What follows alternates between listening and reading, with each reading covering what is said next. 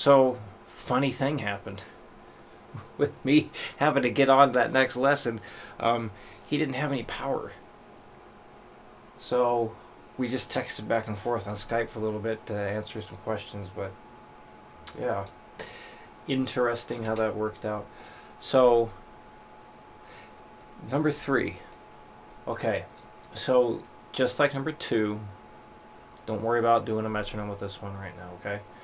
What I want you to do is just focus on going note to note as clearly as possible.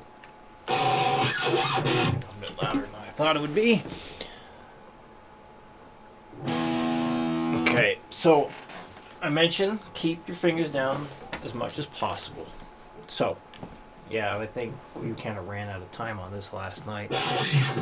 So, what I mean, so you got your 5, 7, 8, 7, 5 for that first bar.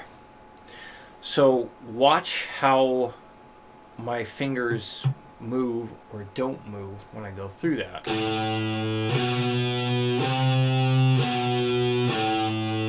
So that's how it should look. Here's what a lot of people do when they start playing.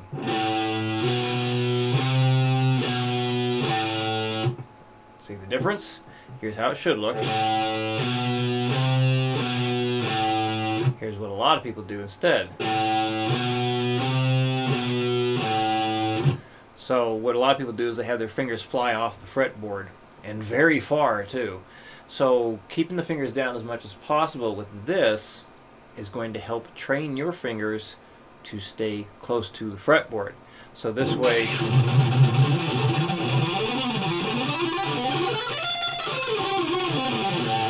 you can do fun things like that eventually.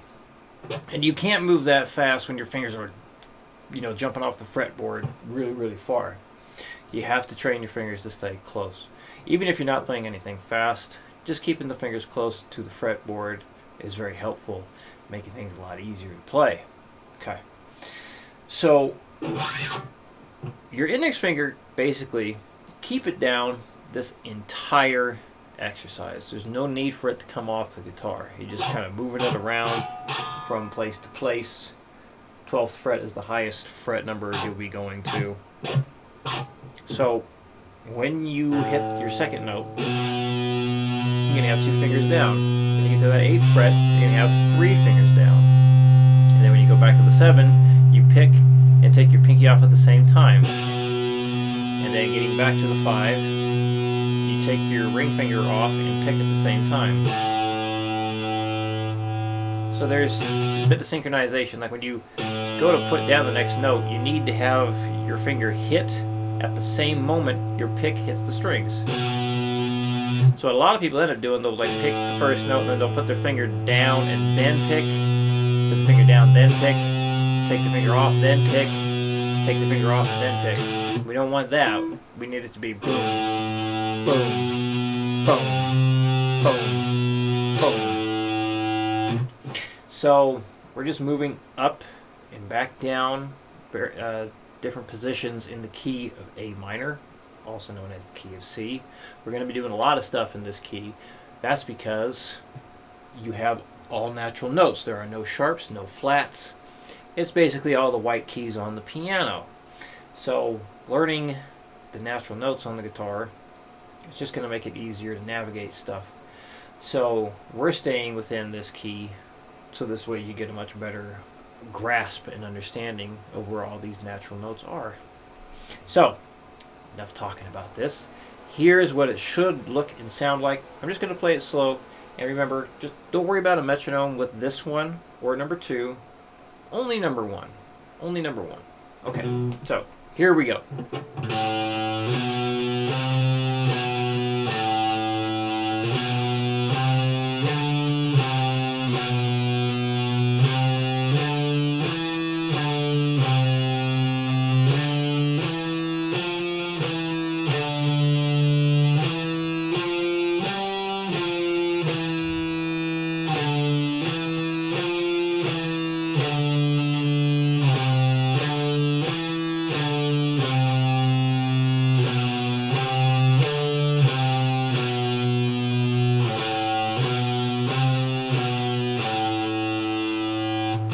Another thing you can do is play one bar several times. For example, just this first bar. And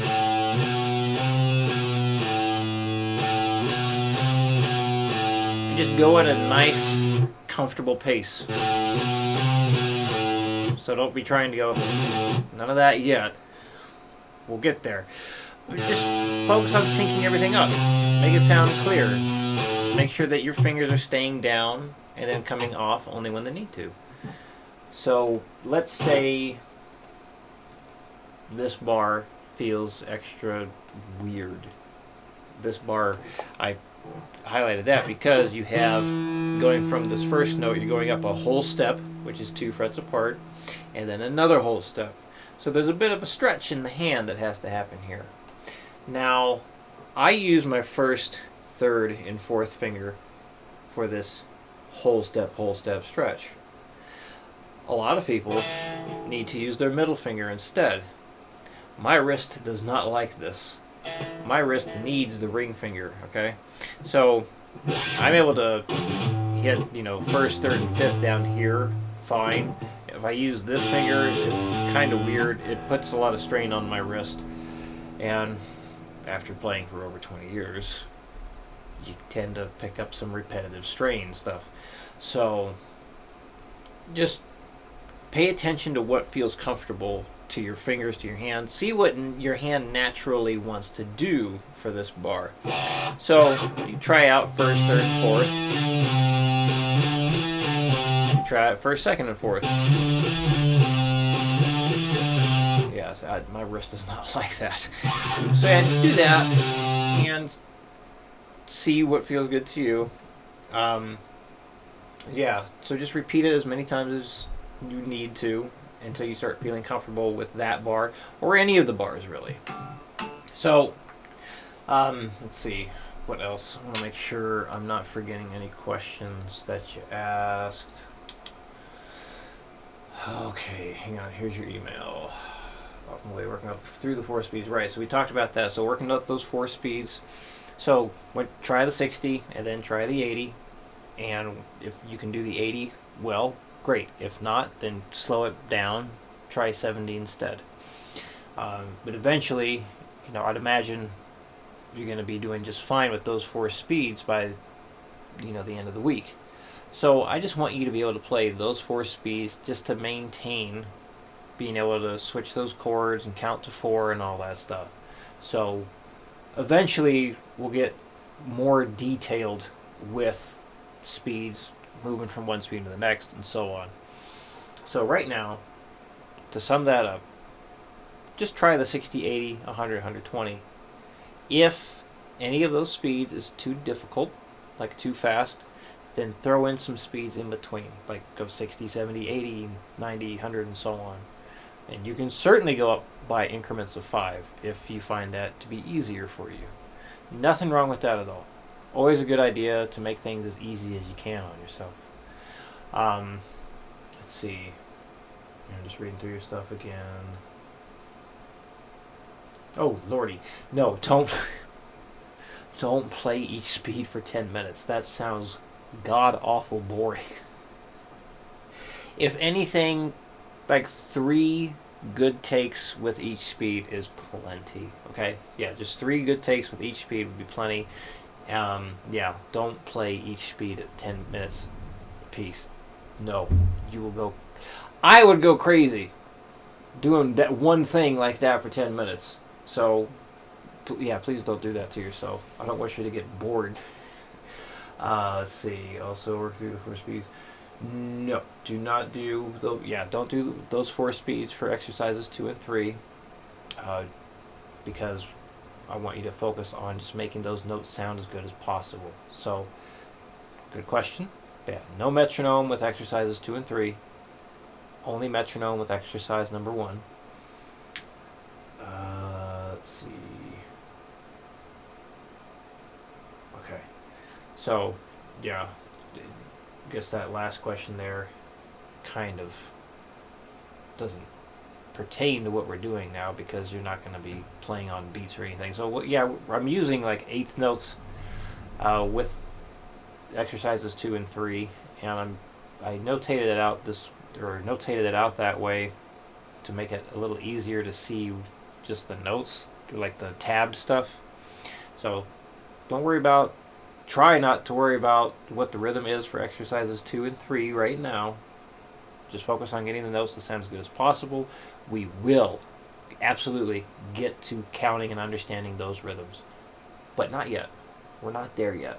We'll get there, but just not yet. So I hope that answers your questions. Hope that helps give you all the info you need. Again, I'm sorry that it took so long to get this lesson or the video recaps over to you. I am working with a heavier student workload. I'm still getting used to it. It's a good problem to have. I know that so right now it's Monday for me. I know that next week I'll have an extra half hour in between some people, and that's going to make a huge difference. So I won't always. Sometimes I can get you the recap out to you the same day as the lesson, but because of how most likely it's going to be the next day. So again, I'm sorry it took so long, but hey, here we go. You got it. I hope it helps. If you have any other questions, please let me know, and I will see you again next week.